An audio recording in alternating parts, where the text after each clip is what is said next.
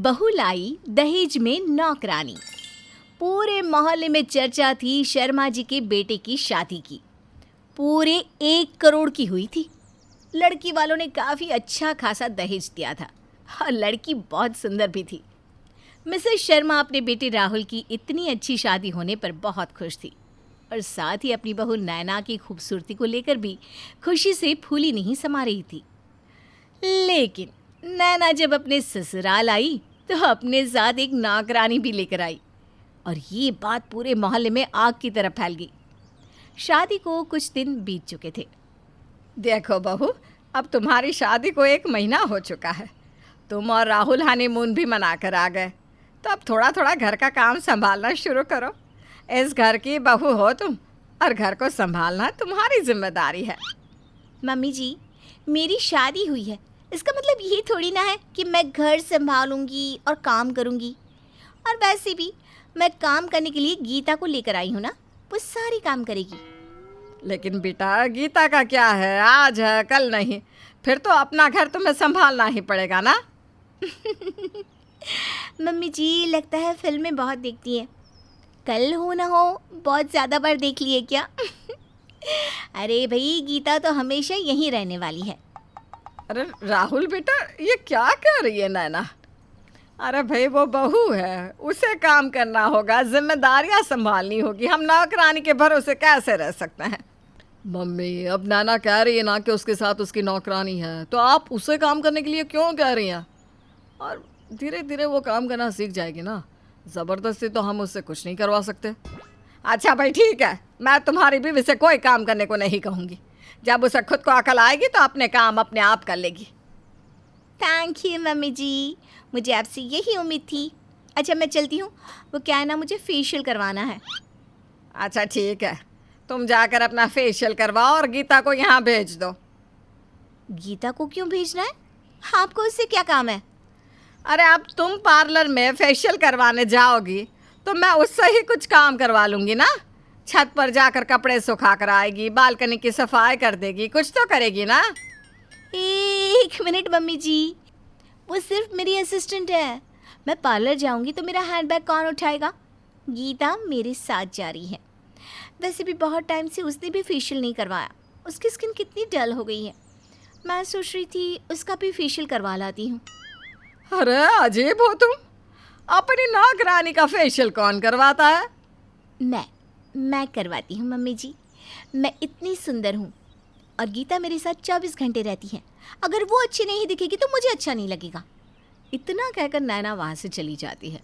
Mrs Sharma हैरान होकर उसे देखती रहती है। अरे क्या हुआ, इतना गुस्से में क्यों बैठी हो? किसी से झगड़ा हो गया क्या? ले लो 1 करोड़। अरे 1 करोड़ क्यों, 5 करोड़ ले लो ना लड़की वालों से। देखा कैसे मटकती हुई चली गई। कहती है जो नौकरानी आई है साथ में वो उसकी पर्सनल नौकरानी है। मैडम उसको अपने साथ फेशियल कराने ले गई है। अब क्या कर सकते हैं, बहू है हमारी, ज़्यादा कुछ कह भी तो नहीं सकते ना। कुछ दिनों के बाद, अरे गीता, ज़रा पानी तो पिला दे, घुटनों में बड़ा दर्द हो रहा है, उठा ही नहीं जा रहा। क्या हुआ मम्मी जी? आपने मुझे बताया क्यों नहीं कि आपके घुटनों में दर्द हो रहा है? लाइए, मैं इन पर तेल लगा देती हूँ। अरे नहीं नहीं बेटा, रहने दो, तुम्हें काम करने की आदत नहीं है ना, इसलिए मैंने सोचा तुम्हें नहीं बताती। अरे काम करने की आदत नहीं है तो क्या हुआ मम्मी जी? आप इतने दर्द में हैं, आपके पैरों में इतनी परेशानी है, क्या मैं आपके लिए इतना भी नहीं कर सकती?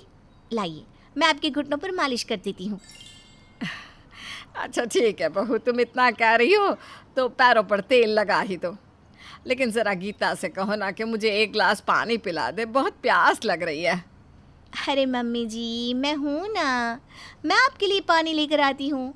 और आपके घुटनों में दर्द है ना, मैं सारा काम करूँगी, अच्छा खाना भी बनाऊँगी। देखना, मेरे हाथ का खाना खाकर आप खुश हो जाएंगी। नैना मिसेस शर्मा के घुटनों पर अच्छे से मालिश करती है और सब लोगों के लिए बहुत ही स्वादिष्ट खाना बनाती है। कुछ देर के बाद, सुनते हो, लगता है हमारी बहू को धीरे धीरे अकल आ रही है। आज तो बड़े ही प्यार से मेरे घुटनों पर मालिश की और इतना अच्छा खाना भी बनाया। मैं तो पहले ही कहता था, थोड़ा वक्त दो उसको, धीरे धीरे सुधर जाएगी। अभी नई नई आई है, काम करना सीख जाएगी। शायद आप ठीक कहते थे, मैंने ही समझने में गलती कर दी। कल सुबह बहू से कहना कि अपने हाथों से बढ़िया सी चाय बनाकर पिलाए। जब से शादी होकर आई है मैंने तो अपने बहू के हाथ की चाय भी नहीं पी। हाँ हाँ बिल्कुल, क्यों नहीं। मेरी बहू अब बहुत बदल गई है, कितनी खुशी खुशी मेरी सेवा भी करती है। अगले दिन सुबह के वक्त अरे नैना बहू, ज़रा मेरे और अपने पापा जी के लिए 2 कप चाय तो बना कर लाओ बेटा। कल इतना बढ़िया खाना बनाया था, सोच रहे हैं तुम्हारे हाथ की चाय भी पी कर देख लेते हैं। मम्मी जी, अभी तो मैं सोकर भी नहीं उठी, अब क्यों मुझे इतनी आवाज़ें लगा रही हैं? सोने दीजिए ना। लगता है बहू गहरी नींद में है। एक काम करो, गीता से कहकर तुम चाय बनवा लो। अरे गीता बेटा, देखो तो नैना शायद बहुत थक गई है, कल उसने पहली बार खाना बनाया था ना। एक काम करो, तुम चाय बना कर ले आओ। लेकिन ये क्या? तभी नैना दौड़ते हुए अपने कमरे से बाहर आती है। मम्मी जी, मैंने आपको बताया था ना, आपको जो कहना है मुझसे कहिए। अब गीता को क्यों बोल रही हैं आप? अरे बेटा, मैंने तुमसे ही तो चाय बनाने को कहा, लेकिन तुमने कहा तुम्हें नींद आ रही है, तो मैंने सोचा गीता से बनवा लेती हूँ। हाँ तो मम्मी जी, अब मुझसे या गीता से चाय बनाने के लिए कहने की क्या ज़रूरत है? मैंने सब कुछ कर तो दिया है। क्या मतलब बेटा, तुमने पहले से ही चाय बनाकर रख दी है? नहीं पापा जी, मैंने ऐसा काम किया है कि मम्मी जी को अब मुझे या मेरी असिस्टेंट गीता को कुछ भी कहने की ज़रूरत ही नहीं है। ये तुम क्या कह रही हो नैना? मेरी भी समझ में कुछ नहीं आ रहा। क्या किया है तुमने? क्या मम्मी के लिए कोई नई सर्वेंट ला दी है? आप लोग भी ना कुछ नहीं समझती। अरे कल मैंने मम्मी जी के घुटनों पर आयुर्वेद के तेल की अच्छी वाली मालिश की ना। हाँ, लेकिन उसका चाय बनाने से क्या लेना देना? बहू, मैं तुमसे बहुत खुश हूँ, तुमने मेरे घुटने एक ही बार में ठीक कर दिए, लेकिन तुम्हारे इस बात का मतलब मुझे समझ में नहीं आ रहा। मम्मी जी कितनी भोली हैं आप। देखिए, मैंने आपके घुटनों पर तेल लगाया क्योंकि आप उठ नहीं पा रही थी, कोई काम नहीं कर पा रही थी। हाँ बिल्कुल ऐसा ही था बेटा। अब देखो, अब तो मैं दौड़ भी सकती हूँ। तो बस मम्मी जी, फिर दौड़िए और कीजिए घर के काम। मैंने आपको बोला था ना, गीता सिर्फ मेरा काम करेगी, और आप इतना भी नहीं समझी। मैंने आपके घुटने इसलिए ठीक किए ताकि आप मेरी नौकरानी यानी कि मेरी गीता को परेशान ना करें।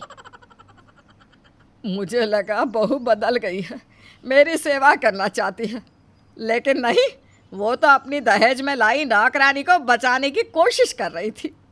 हे भगवान, अच्छी नौकरानी दे दी तुमने मेरी बहू के दहेज में।